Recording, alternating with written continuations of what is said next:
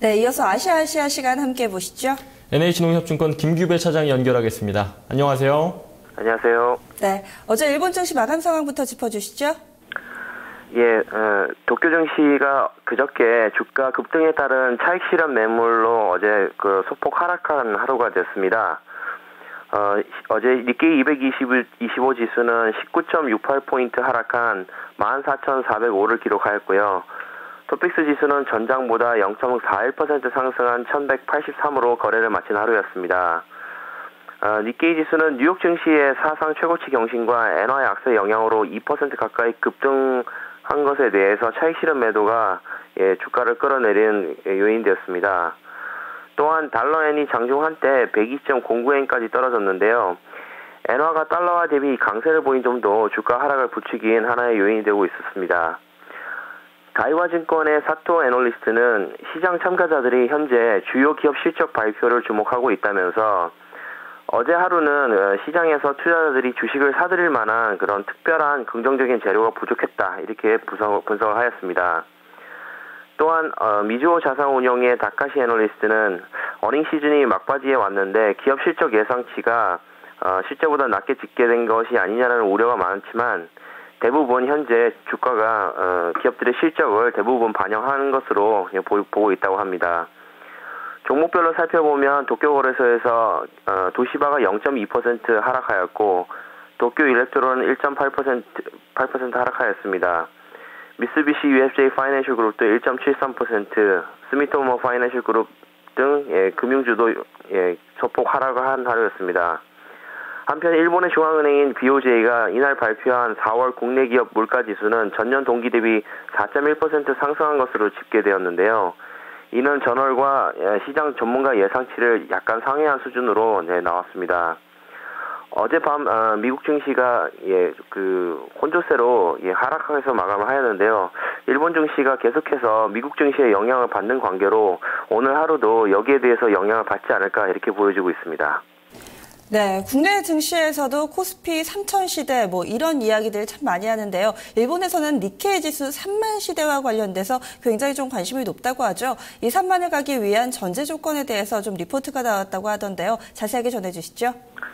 예, 저희 쪽에서도 봤을 때 굉장히 흥미로운 조사 결과가 하나 나왔는데요. 일본의 한 경제학자가 니케이 지수가 3만엔을 가기 위한 전제 조건이 무엇인가라는 시장의 질문에 대해서 답을 구하려고 나노력하는 모습이 있었습니다. 여기에 대해서 가장 강세론적인 입장을 보인 메릴 린치의 투자 전략가 나오키라는 투자 애널리스트는 니케이 지수가 5년 내에 3만 포인트 진입이 가능하다, 이렇게 분석을 하였습니다. 단순한 산술적인 수치로 3만 정도의 수준을 가려면 회사들의 주당 순이익 수준이 받쳐주면 현재보다 주가 수준이 2배를 기록할 수 있다는 얘기인데요. 현재 수준에서 5년 내 연평균 성장률이 15%를 계속 달성할 수 있다면 충분히 가능한데요. 글로벌 경제의 강세와 약세에 상관없이 이러한 일본 기업들의 이익혁명을 기록한다면 상관없다라고 해서 이익혁명이라는 또 새로운 단어를 생산해냈습니다. 그리고 3만 포인트를 달성하기 위해서는 현재 일본 기업들의 낮은 자본 생산성을 개선한다면 충분히 가능하다고 보고 있었습니다. 그렇다면 일본에서 왜 계속해서 자본 생산성이 좋지 않았는가라는 부분에 대해서 구니오 히토시바시 교수가 이러한 회사와 투자자 사이에서의 관계를 연구를 하였습니다. 그리고 이 연구 결과에 따라 회사와 투자자 간에 여러 가지 문제가 있다고 발표를 하였는데요. 기본적으로 일본 기업들이 최고 경영진을 너무 자주 바꾼다. 그리고 또한 자본 효율성이 이러한 가장 큰 걸림돌로 지적을 하였습니다. 즉, 일본의 주식의 장기 투자자들은 대부분 내부 유보금을 통한 자본 지출로 이익 성장을 기대하기 마련인데 ROE를 통한 이익 성장을 바라지 주주들의 자본 비용으로 그러한 이익을 기대하지 않는다라고 조사 결과를 발표했습니다. 즉 결론적으로 얘기하면 8% 이상의 ROE가 넘어야 주주의 자본 비용을 넘을 수 있다고 보고 있는데요. 이러한 전제 조건이 말하는 가장 큰 요점은 생산성이 가장 낮은 이유가 결국에는 일본 기업들의 자본 효율성을 생각하지 않기 때문이라고 발표를 하였습니다. 이 부분만 해결이 된다면 일본의 니케이 지수가 3만을 돌파할 수 있다. 이렇게 보고 있다고 합니다. 네, 이어서 중국 증시도 점검해 보겠는데요. 뚜렷한 방향성을 찾지 못하고 약보합권에서 마감이 됐네요. 예, 어제 하루도 중국 증시가 약보합세로 마감을 했는데요. 상해 종합지수가 전일 대비 0.14% 밀린 2047을 기록하였고요. 선전 종합지수도 0.14% 오른 1040을 기록하였습니다. 시장에서는 뚜렷한 방향성을 지금 상실한 모습인데요. 어제 중국 중앙은행인 인민은행이 그 대형 은행들과의 대출 서비스 개선을 위해서 조만간 부동산 규제 완화 조치가 나올 것이라는 전망이 제기되었습니다. 이러한 또 하나의 불확실성이 나오면서 매수세가 관망세로 돌아섰는데요. 지표상으로 봤을 때는 중국 국가통계국이 발표한 산업생산이 전년 동기 대비 8.7% 늘었다고 발표를 하였습니다.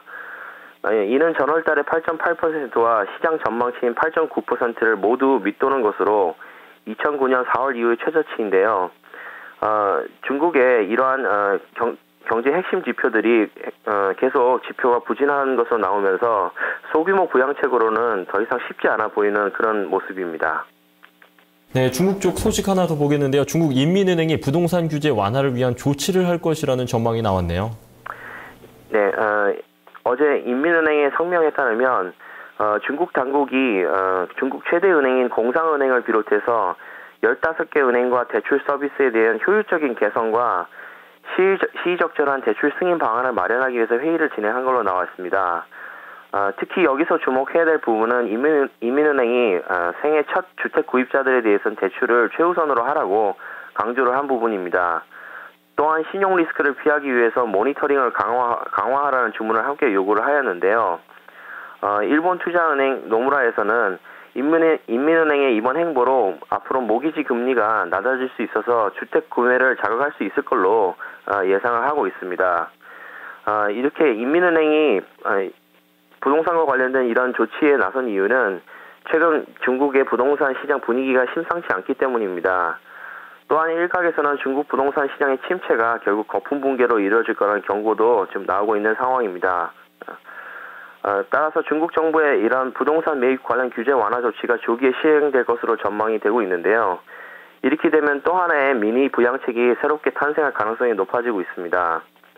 다만 이번 회의에서 부동산 개발 업체에 대한 대출의 논의는 없었다고 블룸버그 통신이 전하였는데요. 중국 정부가 시장 정화 차원에서 채찍과 당근을 적절히 혼합한 정책을 계속 이어지 않을까 주목하고 있습니다. 당분간 중국 부동산 시장 리스크가 중국 증시의 중요 포인트 중 하나로 계속 영향을 미칠 것으로 판단되고 있고요. 투자자분들은 관련된 뉴스를 유심히 살펴보시고 대응하셨으면 좋겠습니다. 네, 알겠습니다. 오늘도 말씀 고맙습니다. 네, 감사합니다.